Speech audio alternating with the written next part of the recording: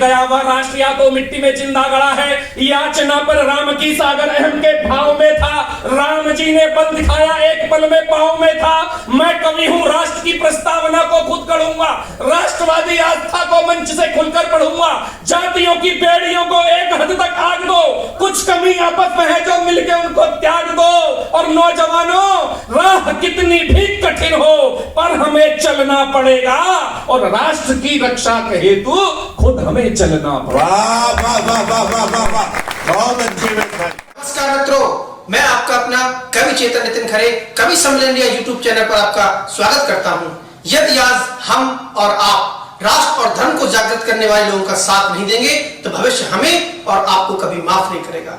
इसलिए आपसे निवेदन करता हूं कि आइए राष्ट्र, धर्म, साहित्य, संस्कार, शुचिता और समाज को समर्पित आपका अपना यूट्यूब चैनल कवि सम्मेलन इंडिया, इसको सब्सक्राइब करें और वीडियो को सबसे पहले पाने के लिए बेल आइकन पर क्लिक करें। हर एक भूखे को रोटी हो, हर एक प्यासे को गंगा हो, जीव मैं देश की खातिर मेरे दिल की तमन्ना है। सफर जब आखिरी हो तो कफन मेरा तिरंगा हो। सफर जब भाई वेद ठाकुर, क्रांति धरा मेरठ से।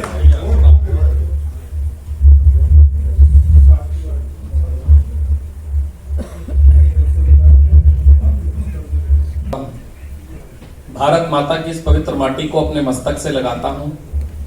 आप सबकी पावन उपस्थिति को प्रणाम करता हूं, पावन मंच को प्रणाम करता हूं। सामने सभी जो हैं वरिष्ठ हैं, कवि हैं। मैं सिर्फ अपनी कॉपी जचाने आया हूं।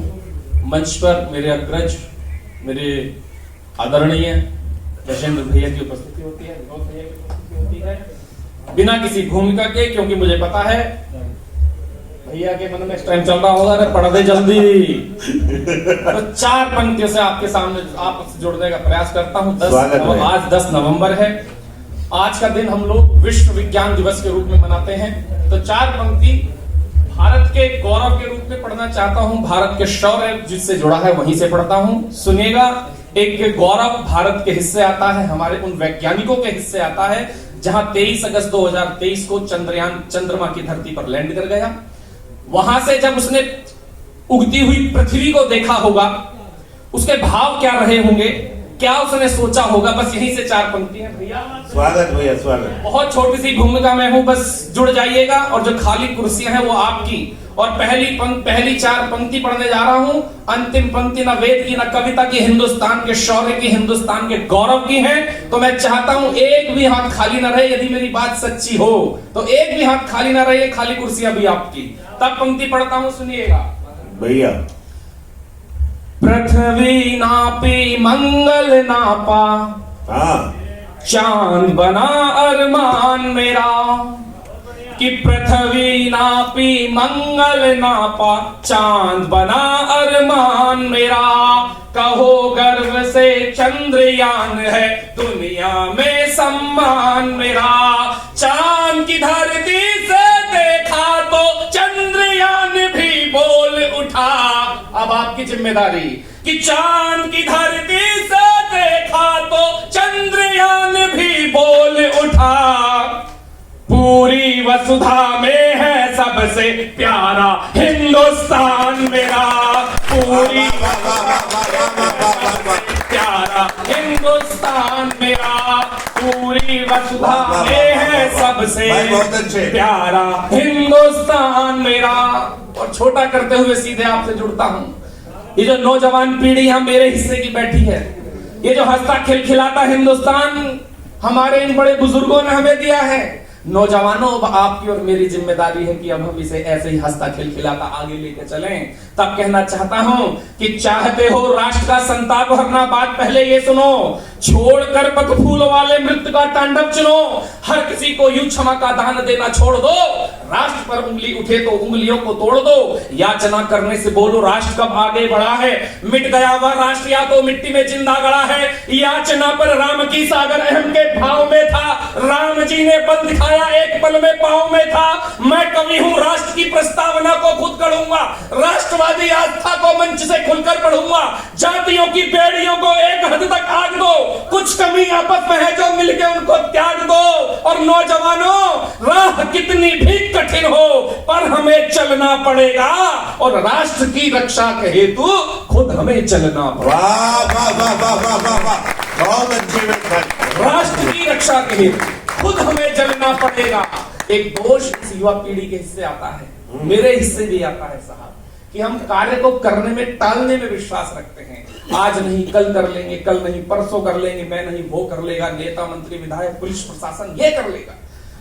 लेकिन मैं कहना चाहता हूं, जब बात राष्ट्र गौरव की आए, जब बात राष्ट्र सम्मान की आए, तब दूसरे की बाजुओं पर नहीं खुद के कंधों पर विश्वास करना पड़ता है। 4 पंक्ति और आपका आशीर्वाद चाहता हूं। स्वागत भैया। कि जो करना है वह कर लेगा, इससे बात नहीं बनेगी, विजय कभी भी नहीं मिलेगी जब तक मन में नहीं ठनेगी। और ऋण की बाजू से सुन लो, शत्रु नहीं हटा करता है, औरों के कंधों पर शव उठते हैं, राष्ट्र नहीं उठा करता। औरों के कंधों पर शव उठते हैं, राष्ट्र नहीं उठा करता है। तब कहना चाहता हूं, तो कोई ये ना समझे रक्त बहाने को बस सेना है, कोई ये ना समझे रक्त बहाने को बस सेना है, जिसके हिस्से जितना आता उसको उतना देना है।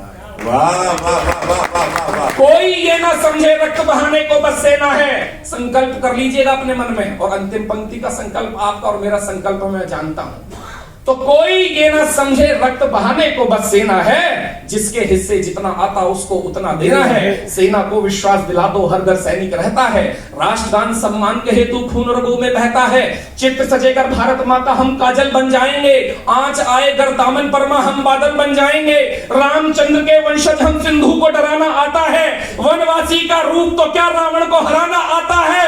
माटी के खातिर हम अपनी, माटी के खातिर हम अपनी आन तलक भी दे देंगे। ऐ मेरे वतन हम तेरी खातिर जान तलक भी दे देंगे। मेरे वतन हम तेरी खातिर जान तलक भी दे देंगे। लेकिन कुछ पीड़ाएं भी हैं साहब मेरे मन में, मैं तो पढ़ूंगा उन पीड़ाओं को भी। एक बात मंच से, टीवी से, अखबारों से, हर जगह से, सब जगह से कही जाती है कि बेटियों को न्याय दो, बेटियों को न्याय दो। मेरा प्रश्न यह है कि बेटियों को न्याय तो दो, मगर न्याय समय पर दो, क्योंकि वह न्याय यदि समय पर नहीं आता वह भी किसी अन्याय से कम नहीं होता साहब। और लेकिन जब बेटियों को न्याय वो दिया जाता है, तब हम उस न्याय का क्या करें। पंक्ति निवेदित करता हूं, और ये पंक्तियां कहीं ना कहीं आप सबने देखी होंगी, जी होंगी, मेरा मानना है। ये पंक्ति निवेदित करता हूं, सुनिएगा साहब। जब टूट चुके हों स्वप्न सभी अरमान सजे हों अर्थी पर, जब टूट चुके हों स्वप्न सभी अरमान सजे हों अर्थी पर, जब माँ की ममता के आंसू गिर सूख चुके हों धरती पर, पैरों की पायल खुद ही मातम का राग सुनाती हो, देख के घर का सूनापन बेटी की याद रुलाती हो।